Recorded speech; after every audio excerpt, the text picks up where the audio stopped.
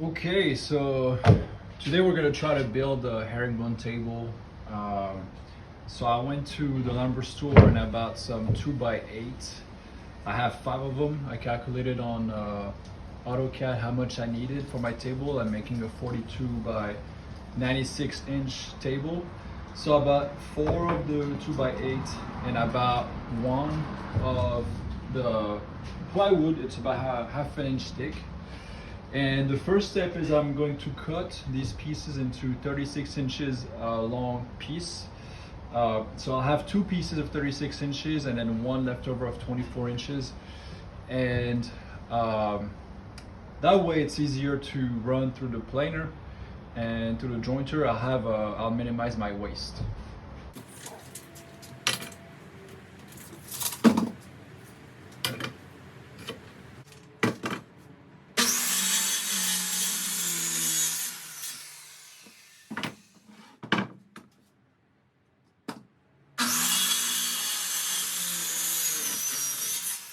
All right, so now I have all my lumber cut to length. So I need to have a flat face here so I can glue it to the plywood. So for that, I'm gonna be using my jointer. Then I'll run a perpendicular edge on the jointer, and then I can plane the opposite side using my planer.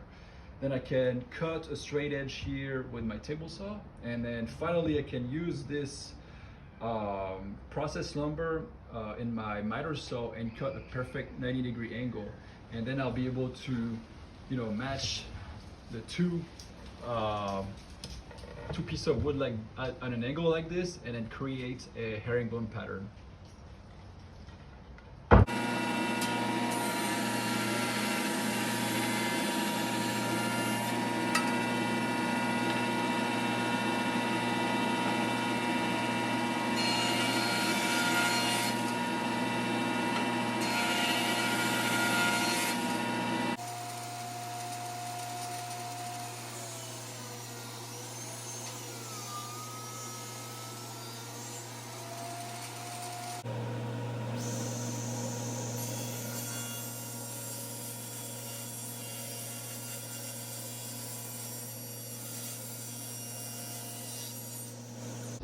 All right, so now it's pretty much show time for the glue up.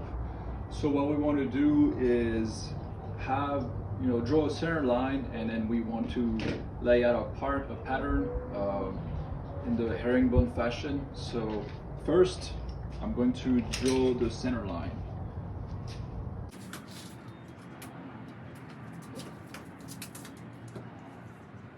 So here, our boards are 7 inches wide, and what we want to do is center the center of the width of the board to this line. So that's what I'm going to do. I'm going to mark it. So 3.5 inches, it's here.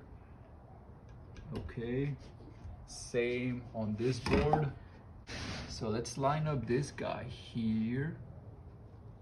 All right, so I know I'm lined up.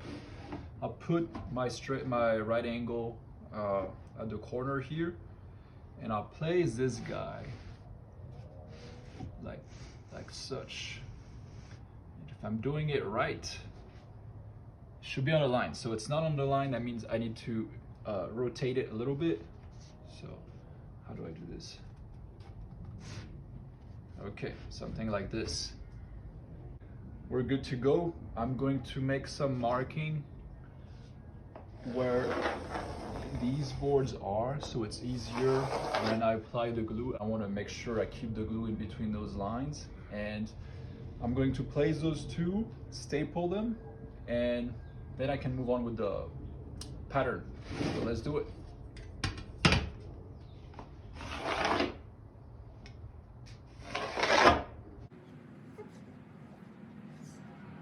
Okay, let's flip it on this line.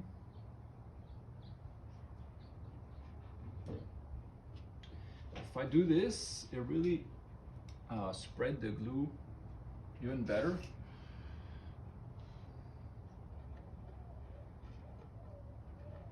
Same here. So I'm gonna do that. Make sure that I squeeze out all the air. Let's check on our angle. I'll check here. It's pretty good. Here it's not. There's a gap. Okay, so because it's good, I'm going to nail it.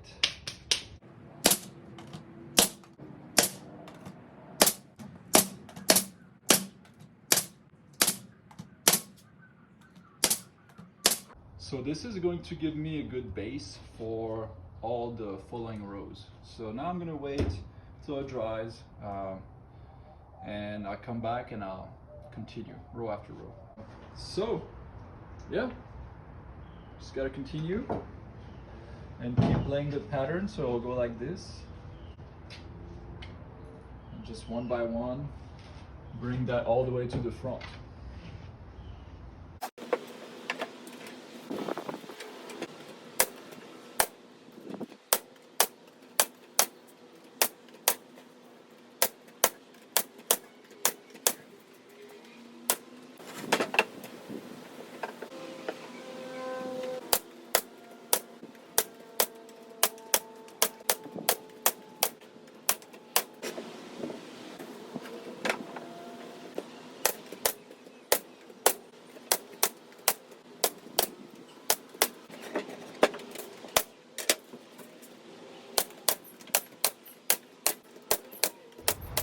All right, so now it's day 3. It turned out that I didn't calculate the right amount of wood. I was actually far from what I needed. I thought I only needed 5 2x8,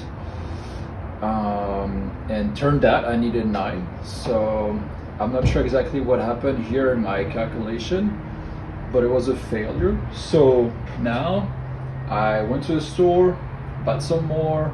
I had to do all the steps again, meaning jointing, planing, cutting a 90-degree, cutting to the width on the table saw, and now I'm good to go. So I'm going to resume the gluing.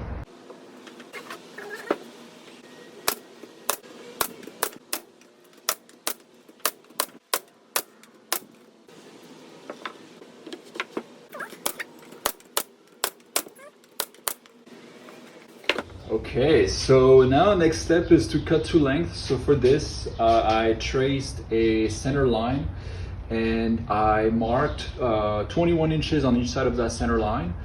And I placed my guide for my track saw. So I'm gonna cut this edge, measure 42 inches from this edge, and I'll cut the other edge, and then I can cut each end perpendicular to the edges using my square. So let's do that.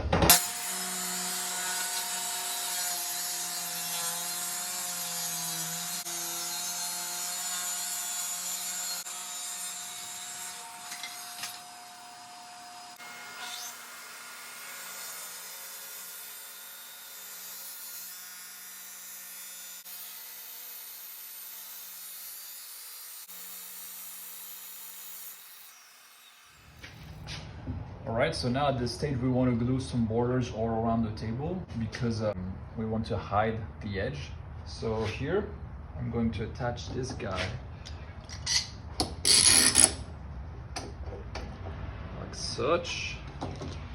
Same here.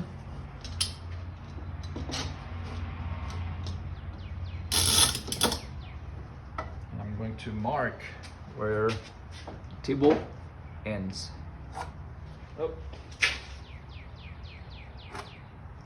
All right, that way I can cut my miter.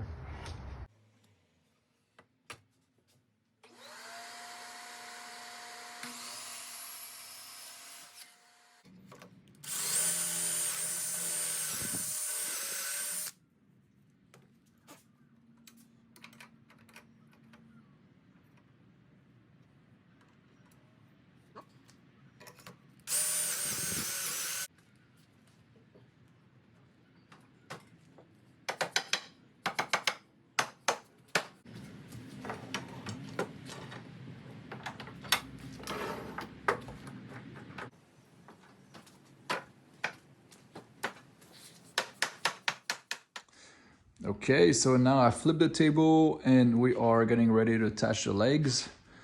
So this is the style of legs that the customer wanted. Now I'm going to mark where I need to attach them, and I'm gonna use some threaded insert for this. And after that, I can just bolt directly into the threaded insert. Hi guys, so today it's the final day for the building of this table. So last night I spent a lot of time sanding the table to 180 grit, no, to 120 grit. Typically I do 180 grit, but this time I felt like I spent so much time sanding it at 80 grit that it was already pretty smooth. So I decided to go to 120. So my process was to first sand everything down to 80 grit. And once I was really happy with how it was and how it felt, I water popped the table. So meaning I sprayed some water on the table. And once it was dry, I came back about 20 minutes later, and you can feel that it was very rough to the touch because it raised the grain to the wood. So what you want to do after is sand to the grit above this. So the grit above 80 was 120, so I sent it to 120 and it felt really great. And what it does is it prevents the wood fiber to raise once you apply your finish, because you've already knocked it down with the sanding prior to that. So now today the process is to stain the table, and typically I use a water-based stain for those pines table, but because of the pattern being herringbone and the water-based stain drying really fast, I wanted to make sure that it wasn't going to look a little weird. So what I did, what I want to do instead is I want to use some oil-based stain because it gives me a much longer working time. So I have picked up some pre-stained wood conditioner, and I've never used it, but in the past when I use oil-based stain, I would get blotchiness because of how pine is. Some part pine is more porous and absorb more of the stain, and so I would get inconsistent results. So this time I want to apply some pre-stained conditioner. So I'm going to use this foam brush and apply it, and then I'll come back about 20 minutes later once it's dry and I'll buff the excess, and then I'll be able to apply my oil-based stain. And for this I'm using some red oak oil-based stain today, and I'm going to apply with these foam brush also, but it spreads a lot more. It's a little really consistent, I find. And then once it's done, I'll be able to wipe all the excess off and apply my final finish, which will be polyurethane.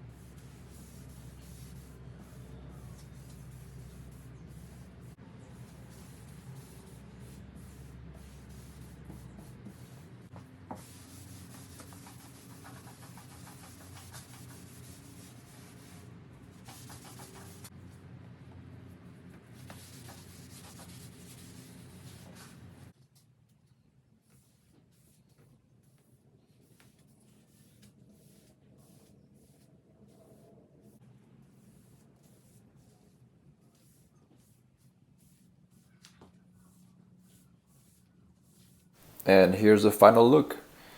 Feel free to comment if you have any questions, or say if you would have done anything differently. I'll be posting more video like this in the future for different projects. Thank you for watching.